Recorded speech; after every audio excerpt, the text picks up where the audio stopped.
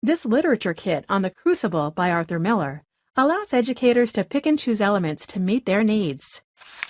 Step back in time to 1692 in Salem, Massachusetts, and experience the corruption and ignorance of the Salem witch trials.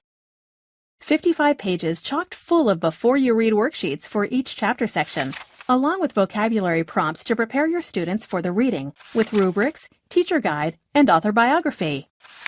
Focus on vocabulary comprehension by matching words from the text to their definitions.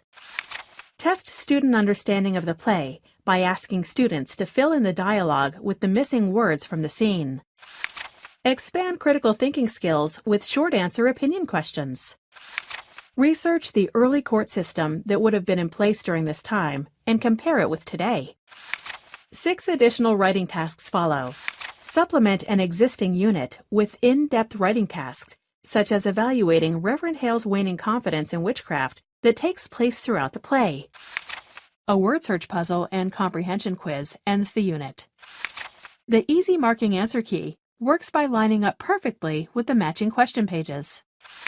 3 color posters, which are graphic organizers, completes the resource.